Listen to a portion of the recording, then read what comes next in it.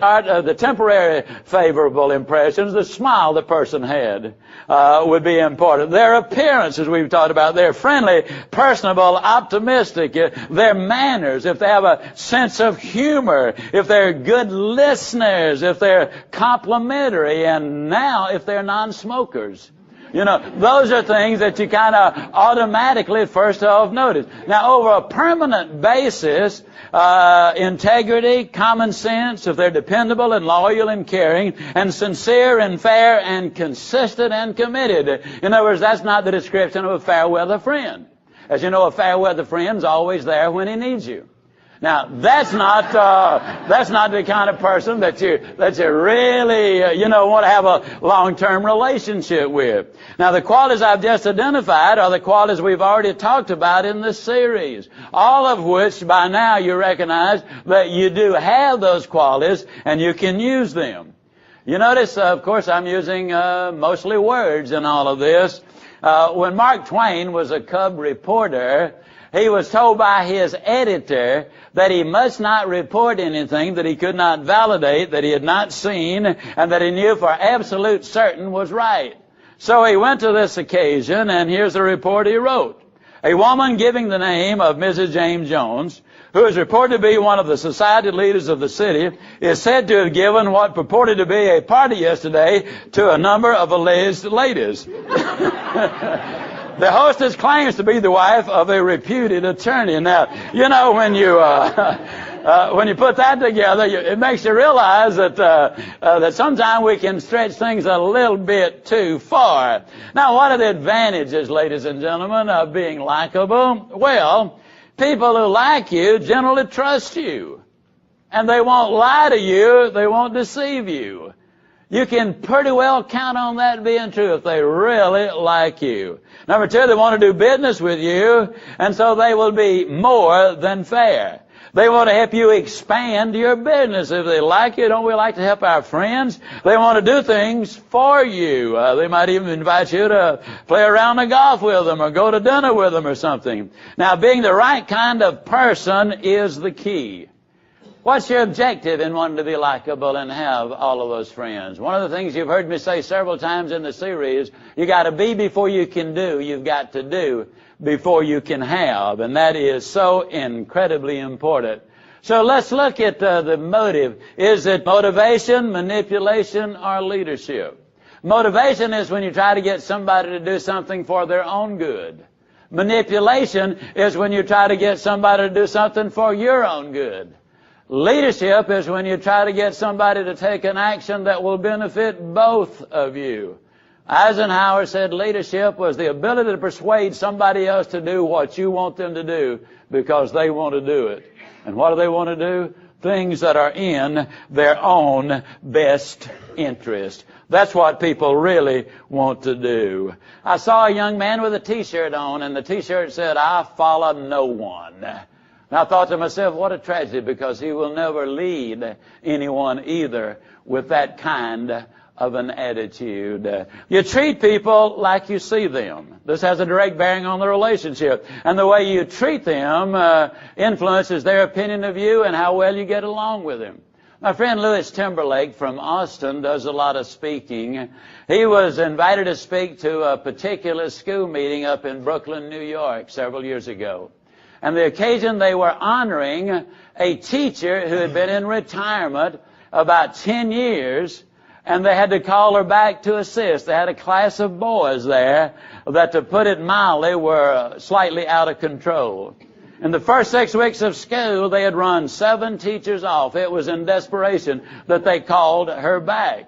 And they said to her, "We're going to put a policeman in there so that nothing will happen." She looked at the list of boys. She said, "Hey, you don't have to worry about that." She said, "I love to teach boys. I've never had any trouble." They said, "Yeah, but you've been out of the system for 10 years and there have been some changes made." She said, "Oh, don't give it a thought." Said, "I love boys, won't have any trouble." They said, "Well, at least put an assistant in there." Hey, I don't need any help at all. I can handle these boys." It was a marvelous year, a wonderful experience. As a matter of fact, she was Teacher of the Year that year. had this banquet. They called in a lot of the celebrities. Lewis was called in to address them. And they were singing all of these praises to this teacher. And she just sat there terribly embarrassed. And when she finally got up to speak, she said, this makes me feel very bad because I didn't do anything at all. Said anybody could have done this. Why, she said, when I looked at that roster and I went right down the list, Alice Anderson, 137, Bill Brooks, 136, Charlie Carter, 135. She said, when I saw the IQs of these kids, she said, I knew beyond any doubt I was going to have a wonderful year. They told her what had happened. Those were their locker numbers.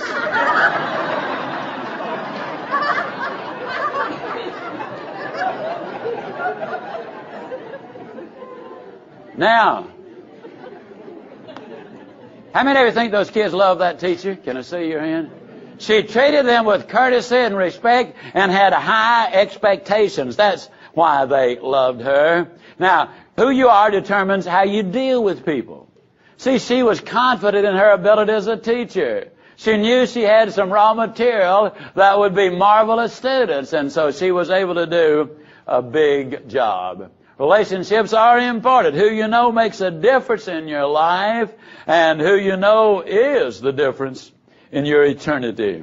When we look at relationships, when we understand what influence people have on us, we recognize that a lot of people influence. I put you in the center of the circle here.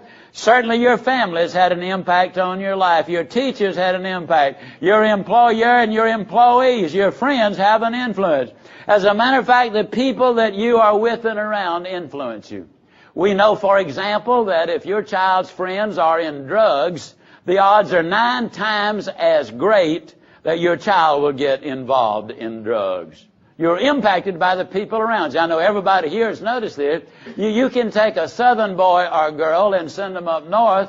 It's just a question of time before they'll pick up an accent. I see that you have noticed that. Or you can take a northern boy or girl and send them down south, and pretty soon we'll have them talking normally. I mean, you're influenced by the people you are around. Certainly your faith has an impact on you. Your associates have an impact on you. The television, radio, and newspapers have an impact on you. And the books, tapes, magazines, and seminars that you read and listen to have an impact on you. Ultimately, those who are closest to me will determine my level of success. Los Angeles Times did a study several years ago, and they learned that the people who had made it big in this particular study, the people who had done the most with their life, at one point in their life made a definite decision to associate with the people that would further their careers. In other words, people of high moral character, people who had ambition, people who were sound in their character, people who were going places. They deliberately chose to associate with people. Now, sometimes on the job that's not possible, but your free time, your time away from the job, you can definitely choose your associates, and that is so important. Let's look at some of the things that we can do that will make a difference in our own lives. How can we increase our own motivation? Well, I was reading something this week about a book, Emotional Intelligence, written by Daniel Goleman. You see, there's certain success factors that can't always be measured. We can measure your IQ, but he has something here called emotional intelligence.